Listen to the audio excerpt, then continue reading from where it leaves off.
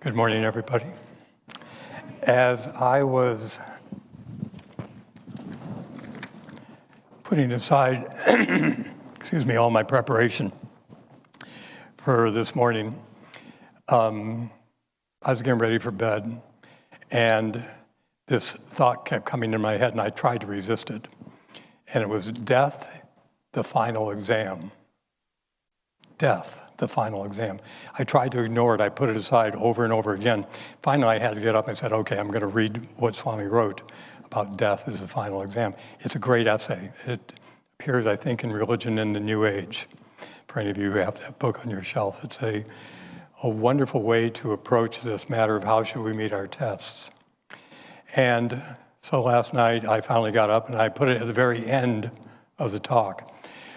I tried to go to bed and it just wasn't right. And so I got up again and I looked at it and I said, you can't begin with death as the final exam. And yet, that's what we're going to do. And so I'll not read you the entire thing, but just this first paragraph. And the reason for it is this, is that all the other tests that we'll talk about today, everything that we all know about in terms of how we deal with the life situations that come to us, the challenges that we face, they are like going to the gym and building strength. They give us the ability to take on bigger and bigger tests as they come our way. And death being, of course, that final sort of test. Swami writes, the most important moment of life is, in a very true sense, its last moment. For death is when we take our final exam. The thought uppermost in the mind at that time will determine whether our future takes us upward or sideways or downward. Upward toward greater spiritual clarity and freedom. Sideways toward further involvement in desires and worldly attachments.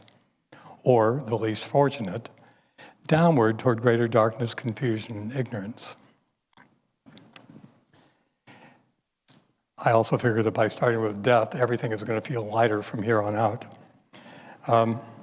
One of the things I've been doing recently, and many of us I know are prone to this, and that is the autobiography of a yogi is always open in my house. It's always on my Audible in-process page, where I'm always able to open it up and listen to wherever I am, and it always works. I was reading recently in the chapter, The Perfuming Saint. To all of you, many of you will remember that chapter. Before Master goes in, and remember, he's a boy. He hasn't met his guru yet. He's still exploring, and he's enthusiastic about all the saints that he can see, all in and around Calcutta in particular. And so he's about ready to meet the saint, the Perfuming Saint. And he hears these words, God is simple, everything else is complex. Do not seek absolute values in the relative world of nature. And I believe this is true, but you might have noticed it at these Sunday services. We hear readings like what Sharmila read so beautifully, that much of it involves how do we deal with this world? If God is simple, why can't we simply go there? Most of you will have come across the Yoga Sutras of Patanjali, and you'll know that there's 195 or 196 short little teachings. The first three, if you get those three, that's all you need. Everything else is good. And it says, and now we come to the practice of yoga because we've been in delusion, we want to know God, and here's how we get there. The second one is about yoga. Yoga calms the waves of desires, the outward reaching that we all tend to do in terms of likes and dislikes. And the third one says, and then you will abide in your true self. You will abide in your true nature. And so if you get those three, why do you need the other 192? But in fact, we do need more. This week's topic, how should we meet our tests, is actually part 2. When Shanti asked me to give service several weeks ago, I of course said yes, and then I realized I think we're around the time when does Satan exist? And I was wondering, was I going to land on does Satan exist? There's nothing wrong with that once you get past the title. And Shani gave a beautiful talk last week about it. She gave a really wonderful story that she afterwards asked us all to remember and to tell after she's gone, because it was such a good story. Remember the one about the getting the call when she didn't expect to give Sunday service? She tried to hide it under her pillow. Today is much more, in a very practical sense, suited for me. I tend to be practical in my spiritual pursuits. Many of you know that I'm a science teacher as well as doing this in my life. I'm a yoga teacher. But that science part of me is still in there, and it's not bad. One of the basic things that we teach children in terms of science is the scientific method. And the whole idea is to just figure out what works. And if it doesn't work, to go back and start again until you figure out what does.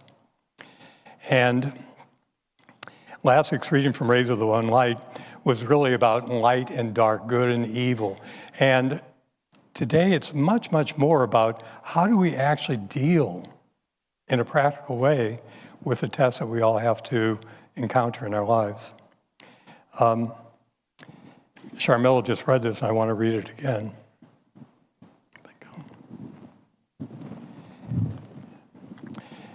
Swami writes, all of us experience temptation of one kind or another in our lives, some of us frequently, others only occasionally. Whether temptation comes to us from our own subconscious or from outside ourselves is secondary to the fact that it does come and that we must deal with it. More important then is the question how to deal with it, in fact, how to deal with tests of any kind. So my scientific mind began to figure out, well, what kind of tests are there? Well, there were outward tests and inward tests, it's true. But more to me came this, two big groups of tests, the expected and unexpected. All right? And the expected tests have great value. That if you have ever had something coming up in your life, a big deal, something you had to do, and you wanted to do it well, that you had a chance to prepare for that particular test. And forget death as a final exam, consider an exam in school, and that's a great example of something that you can prepare for. You can do your best. But whether the test is expected or unexpected, inward or outward, there are three basic things that tie our test together. And one of them is karma. The other is our reaction to the test. And the third one, what was the third one?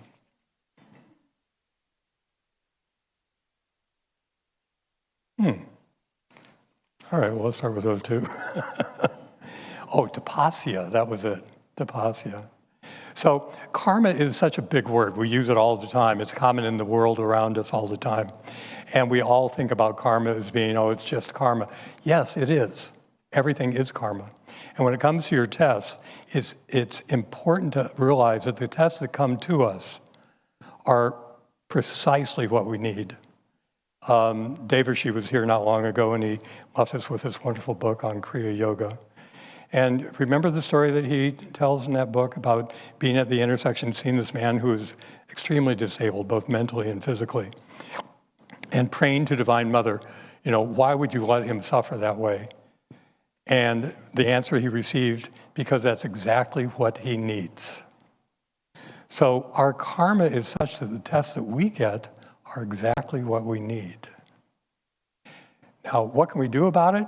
The karma is already there, but our reaction to it is an important piece, because when we react to a test that comes our way, we have a choice about how we react. Well, at least in theory we do. Many of you may realize that oftentimes there's that moment when you react and you immediately wish you'd done something different. My friend David Gamow has a wonderful little book called Freedom from Stress, and he has a beautiful illustration of this in there. And he talks about getting onto a bus or a subway or a train car and having it be packed. And somebody keeps knocking you in the back of your leg, knocking you. And you finally get so angry, so irritated, you turn around and you realize that the person behind you has a white cane wearing sunglasses and she's blind. And suddenly your attitude changes. So why can't we do that before we get angry? Well, it takes practice. Tapasya, for those of you who are students of yoga, as many of us are, you'll know that tapasya is one of the niyamas. There's 5 things we don't want to do and 5 things that we do in order to live our lives well. And one of those 5 things that we do want to do is called tapasya. The word tapas means quite literally to generate heat or energy. And when a test comes our way, one of the most beautiful things about it is that it's very much like mining for gold. Gold doesn't usually come out of the ground just purified. It comes out as an ore. And then it has to be purified. It has to be heated up. It has to be purified. And that's the way it is for us with our karma. And when we know how to use tapasya, everything changes. The test no longer becomes something that's being done to me. It's something that's offered to me. There's wonderful, wonderful stories, and too many of them begin to illustrate. But many of you will know the story of the guru and the disciple. And the disciple would approach the guru, and the guru would start throwing bricks at him. You've heard that story? The guru would throw bricks at his disciple, and the disciple kept coming back. Why? Because those bricks were coming from his guru. Every brick was an opportunity to connect through the guru to God. And that sounds harsh, I know. But in reality, when we have a test that comes to us, it's like a brick being thrown at us from God. And we have a choice in terms of how we react to it, at least in theory. Recently, I was in seclusion up at the meditation retreat, and it was good. It's interesting because Asha is up there right now, and she clearly has internet because she's been sending out some wonderful emails. In fact, at some point when we pray, it'd be wonderful to pray for the people that she's been alerting us to the situation that they're in. But when I was there, I didn't really have much internet. And so I had to sort of work with what I had, the books I had, what I've accumulated over the last 30 plus years of doing this. And so I began to consider, what have I actually learned about how to meet tests? What have I actually gotten? Not what can I read, not what I should do, but what do I actually put into practice? I came up with 4, and there may be a 5th thing. We'll see how time goes. But the first of those Yudhisthira's rules that I came up with for how to meet tests, the first one was make every test your own as if you had asked for it. Have you ever been in a workshop, and as part of the workshop, you were in the special space, you were in this great, inward place. You were really, really focused. And you wanted to remember how it felt. And so part of the exercise in that workshop was you write yourself a letter. Have you ever done that? You put it in an envelope, you put a stamp on it. This is old school here. And otherwise you'd schedule an email these days, I guess is how it would go. But you put it into the mail, and then later you get home and you open it, and you get to remember that moment. And tests are very much in that same vein. That when a test comes to me, I've learned that instead of reacting to it negatively, which I sometimes still do, well, all right, a lot of times I still do, there nonetheless is an opportunity for me to turn things around.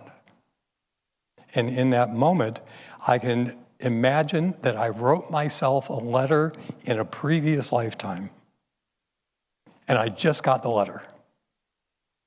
And that letter, when I open it up, is this test that's right before me. One of my favorite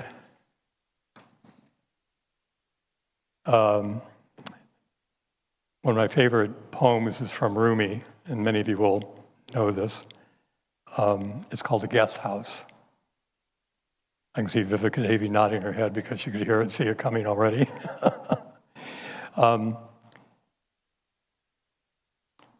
Rumi writes, This being human is a guest house. Every morning, a new arrival. A joy, a depression, a meanness, some momentary awareness comes as an unexpected visitor. Welcome and entertain them all. Even if they're a crowd of sorrows who violently sweep your house empty of its furniture. Still treat each guest honorably. He may be clearing you out for some new delight. The dark thought, the shame, the malice, meet them at the door laughing and invite them in. Be grateful for whoever comes because each has been sent as a guide from beyond.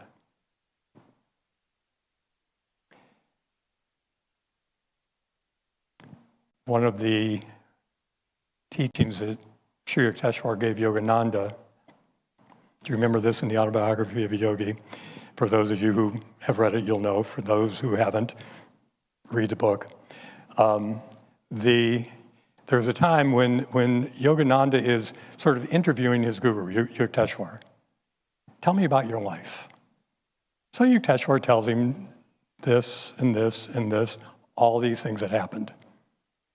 And Yogananda said, well, that's not enough. I want to know more. So Yukteswar told him 3 stories. Each story had a moral. One of the morals to one of the stories was that look fear in the face and it will cease to trouble you. You may remember that was the moral from the story about his mother trying to scare him about ghosts. And Yukteswar wouldn't have any of it. He went down and wanted to find the ghosts. So when a test comes to you, make it your own. Invite it in. Act as if you asked for it to come, and finally you've gotten the gift you were requesting. The second rule, my rule, is practice the teachings and never give up. Practicing the teachings can be a very general thing, but I want to be specific. We're talking about the simple things that everybody has available here at Ananda, and there are things like the superconscious living exercises, energization, yoga postures, affirmations, how to pray, how to chant, how to meditate. These basic things that we can practice on our own. So practice the teachings and never give up. In this lifetime, I've had a lot of experience with drugs and alcohol, both in my life a long time ago, but also I had a chance for many years to teach at a residential drug and alcohol recovery center in Scotts Valley. It's called the Camp. And, it was one of the best experiences I've ever had as a yoga teacher. And the reason being that those people were inspiring to me. They were so inspiring. I went to the camp, and what I found is that what I was doing, I was going there a couple times a week, and I would basically lead them in a simple sadhana with an emphasis on yoga postures. These were people who were physically many of them just completely drained of any energy, emotionally drained of any energy, mentally just wiped out. Their spirits were down, and they did not see any hope in their lives. Now, in terms of things that we can prepare for, no addict, no alcoholic ever prepares to be an addict. We don't take courses in how to be a good addict. No one tells us, here's how you should do it. It comes upon us as a big, big test. And so when I would come to the camp and I would lead people, I would watch people in 1 hour using these simple teachings go from being hopeless to happy in 1 hour.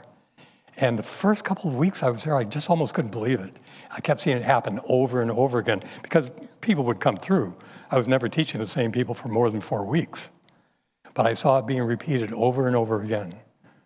From hopeless to happy in an hour. It was a wonderful thing to witness. And the other part that I realized is that many of those people, during the course of the years that I was there, came back more than one time. So they came to get clean and sober. They went back out in the world, failed. And they did not give up. They came back and they said, I'm going to do it again. Some people came 3, one person even 4 times. And every time they would come, I would give them extra energy. And I would give them extra energy because they were inspiring to me, because they refused to give up. That was a big, big test. In today's reading, you heard Yogananda's teaching about this. A saint is a sinner who never gave up. St. Augustine actually had a similar teaching. Every saint has a past. Every sinner has a future. Basically the same teaching, and it's true. So Ananda offers the right tools for all of us. And by the way, let me insert here that lest any of you say, well, thank God I'm not an addict. Part of what we're doing here is to deal with the addiction that we all have to the material world. Can we somehow break free of the recurring tendency to try to make the world make us happy? And all of us, as I look around this room, for the most part, have been around long enough to realize it doesn't work out that well. We can try again and again and again. And even if we get things lined up just right, once we do, isn't there always that lingering thought, what if it falls apart? And so when it comes to how we can prepare for the tests that we don't see coming, definitely practice the teachings, never give up. But there's one big, big piece of what we can do to build us a fortress of energy around us. So when life's tests come our way, we have a little bit of insulation that will allow us to take a moment to pause, to reflect on what is the reaction I want to have in this situation. Not my first one. But these teachings will take the emotions like anger and judgment and turn into calmness and willingness. Instead of fear, we can become willing and brave and courageous.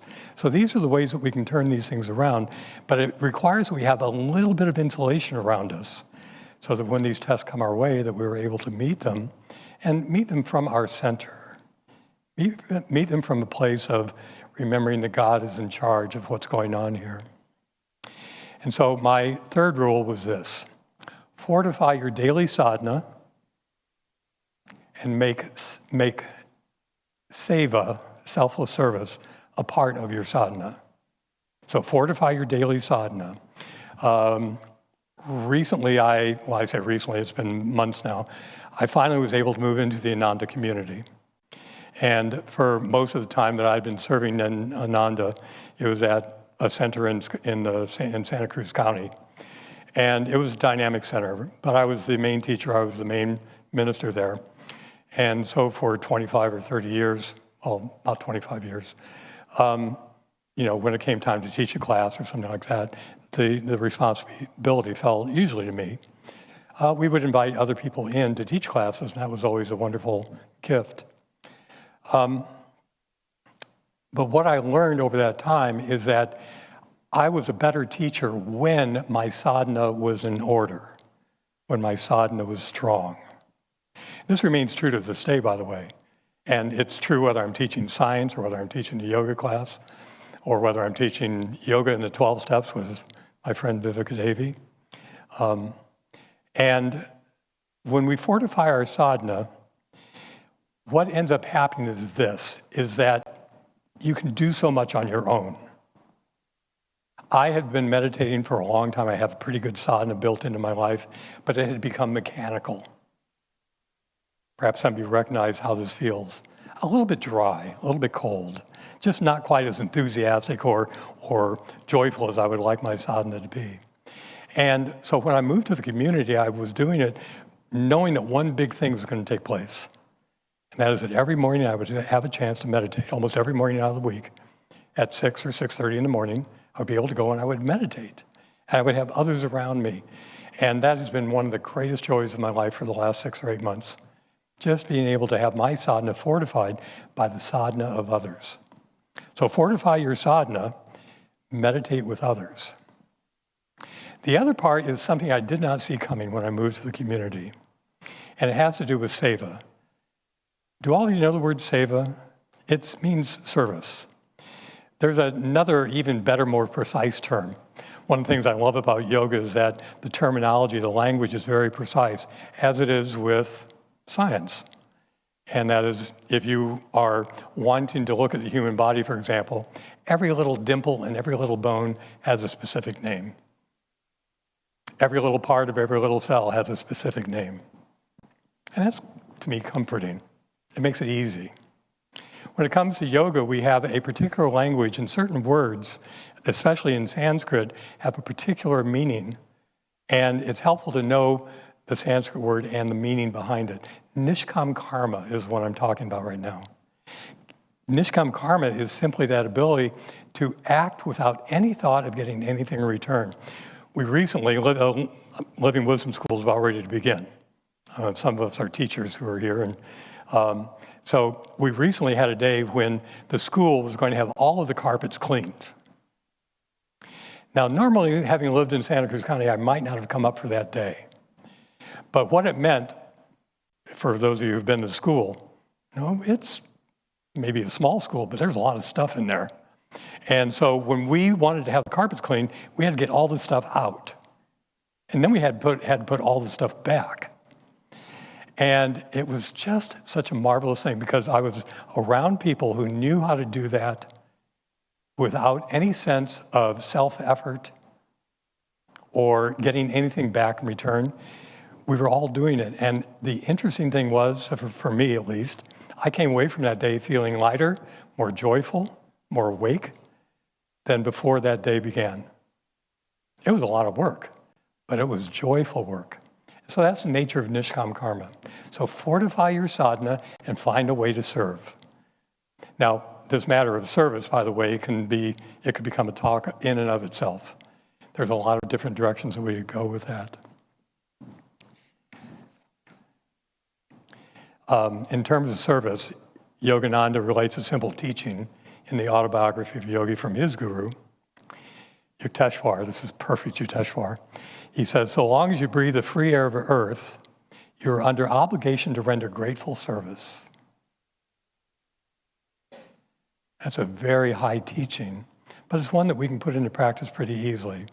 And as you look around here at Ananda, you'll find opportunities to serve, things that you can jump into, ways that you can come on board and learn about how to be joyful through serving others. Now, the last of Yudhisthira's 4 rules for how we should meet our tests is, and again, here I am at the seclusion retreat thinking, what is it that's really worked for me? Practice the presence of God. Do it minute by minute as often as you remember to do so. Now, practicing the presence of God, it was interesting. Some years ago, my wife, Christy, when she was still alive, she and I had been taken up by the teachings of Eckhart Tolle. He's a wonderful teacher, very clear.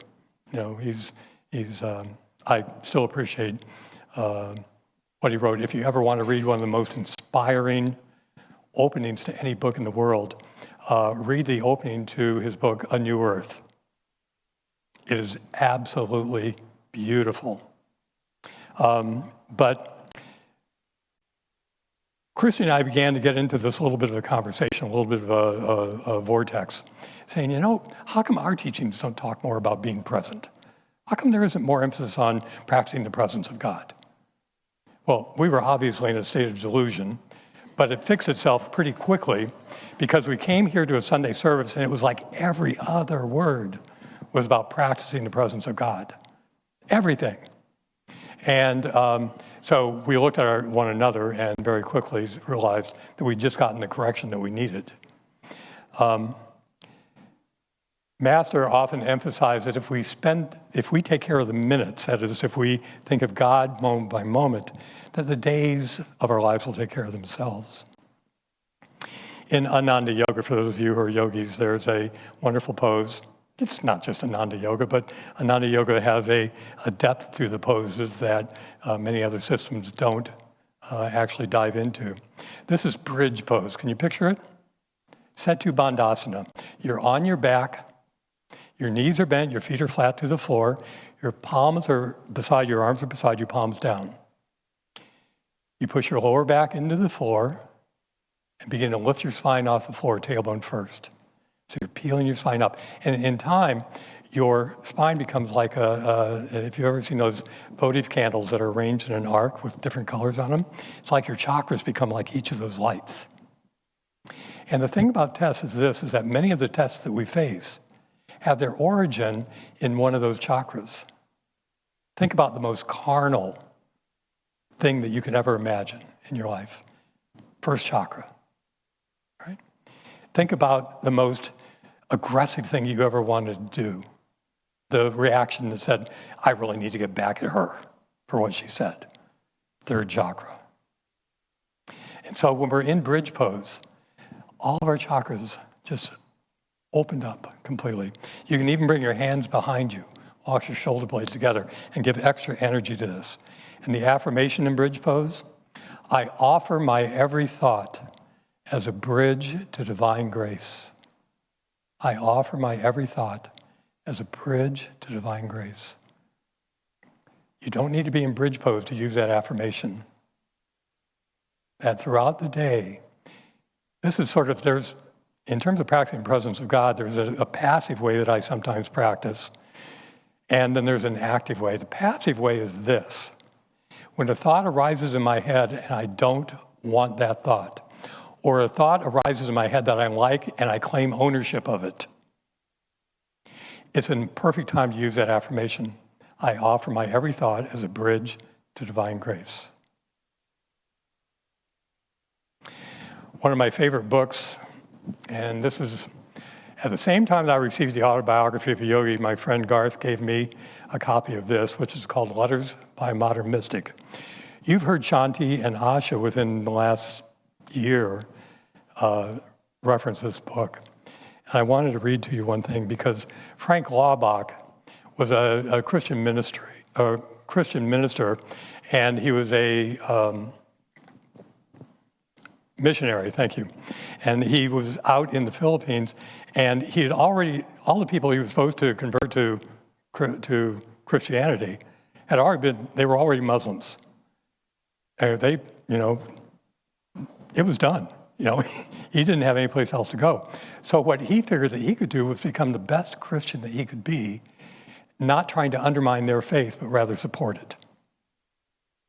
And so he took on as a personal task, he had time. And what he did was to begin to consciously and intentionally, moment by moment, remember God. And so this is one entry in his diary. Oh, this thing of keeping in constant touch with God, of making him the object of my thought and the companion of my conversations, is the most amazing thing I ever ran across. It is working. I cannot do it even half of a day, not yet, but I believe I shall be doing it someday for the entire day. It is a matter of acquiring a new habit of thought. Now I like God's presence so much that when for half an hour or so he slips out of my mind, as he does many times a day, I feel as though I had deserted him and as though I had lost something very precious in my life. And so it is that fourth practice of remembering God's presence moment by moment. I wanted to close with a reading from Whispers from Eternity. And I was so grateful when I heard Atma Jyoti. I was wondering if she was going to pick the same one that I did. And she didn't, so thank you. This is number 83. Demand that the love of God may never fade through tests and trials. So these are Master's words, and I invite you to close your eyes, feel as if he is speaking them to you, and feel them passing right through your heart center. O Spirit, I care not if all sufferings come to me, or all things are taken from me. I pray only that my love for thee may never fade through my own negligence. May my love for thee forever burn on the altar of my memory. Blessings. I've heard your flute high on a cloud. Your call I can't resist. Oh, let me come and play with you. We'll scatter music with the dew and sound the morning mist. I've heard you piping on a hill. All else I've set aside. Oh, let us dance the mountain peaks. We'll skip with breezes on the creeks and soar the valleys wide.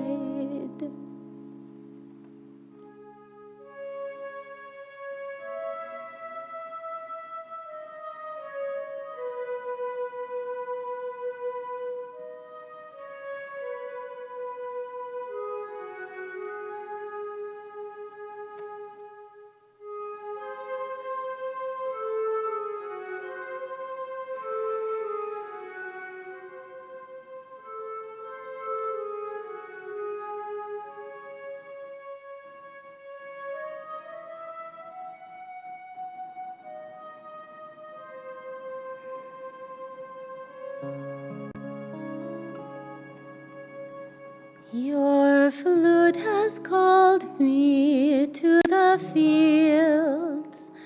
Now I've no place to live. Don't send me back, rejected friend. Whatever I call mine must end. All that I am, I give. I hear your flute in every tree, in every flower and stream, and sweetest melody of all, a song that heaven's joy recalls. Here in my heart you seem.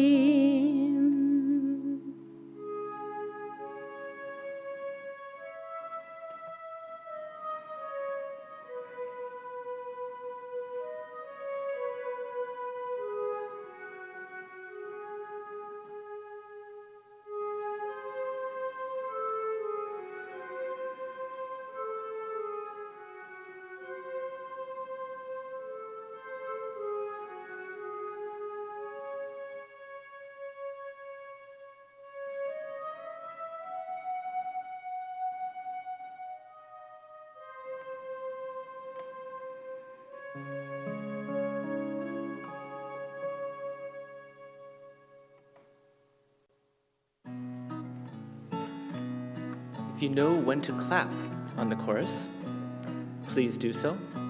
If you don't know, you will know soon.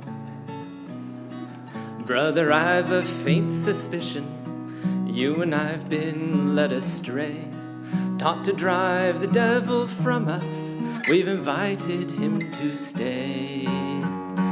What we need is light, for we can't drive out the darkness with a stick. With a stick, no, we can't drive out the devil with a stick. That was good. Some proclaim all men are sinners, can't escape the devil's might. How their interest must intrigue him, they won't let him out of sight.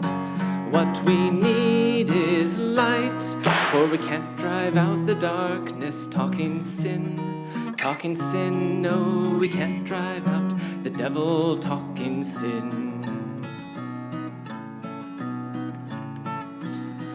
Some of us were taught the slogan, social evils must be slain.